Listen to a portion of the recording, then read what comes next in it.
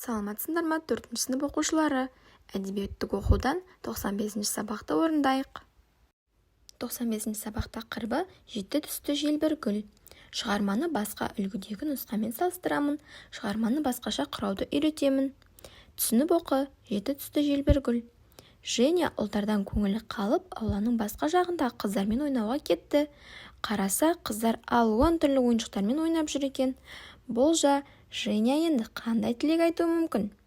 Қызғанып қызыққаны сонша қызыл күлтешесін алып, гүл күлтесі солтүстік пен оңтүстікке, батыс пен шығысқа ұш, айналып кеп алдыма, айтқанымды орында, осы жерге түс, жер бетіндегі барлық ойыншық менікі болсын деді. Сол сәтте-ақ жан-жағына ойыншық қаптап кетті. Бүкіл аула, екі көшенің бойы бәрі қуыршақтарға толды. Бұған басында қуанып, содан кейін қаптаған ойыншықтан сасқалақтаған Женя не істерін білмей күлгін күлтешесін ала салып лақтырып жіберді де, гүл күлтесі солтүстік пен оңтүстікке, батыс пен шығысқа ұш, айналып кеп алдыма, айтқанымды орында, осы жерге түс, барлық ойыншық дүкенге қайтсын деп жалынды. Сол сәтте-ақ ойыншықтар зым-зия жоғалды. Женя қолындағы гүліне қараса, жалғыз күлтесі қалыпты. 6 күлтешесін мәнсіз жұмсап қойыпты. Ол баққа серуенге шығып еді, қақпаның алдындағы орындықта сүп-сүйкімді бала отыр екен. Бұзық бала емес сияқты деп ойлаған Женя онымен таныспақшы болды. Атың кім? Витя. Өзіңдікі ше? Менің атым Женя.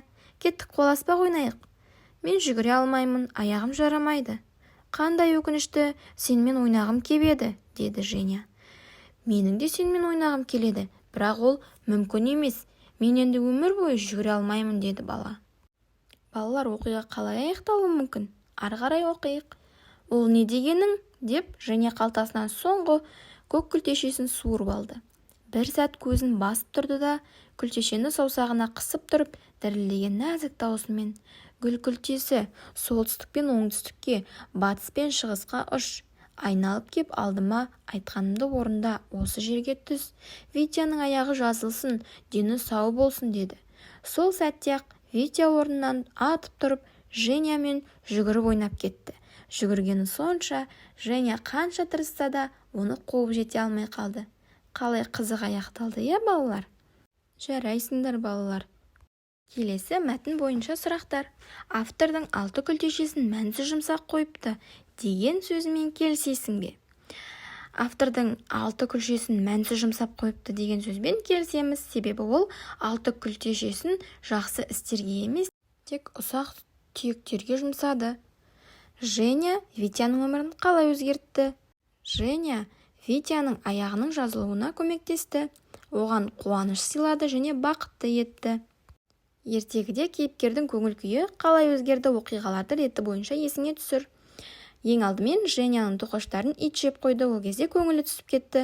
Одан соң әжей сиқырлы гүл берді, оған таң қалды. Сиқырлы гүл тілегін орындады және оған қуанды. Солтүстік полюске барған кезде тілегін айтып, ол жақта қорықты. Гүлдің соңғы күлтесі қалғанын көріп, көңілі түсті. Витяның аяғы жазылғанына қуанды. Енді Женяның тілектеріне қарай сипатта, саған оның қай тілегі ұнады? Ертегідегі әжейдің Женя туралы айтқан несіңе түсір? Негізі Женяның ең соңғы тілегі ұнады бізге, Витяның аяғы жазылып кетсін деген тілегі.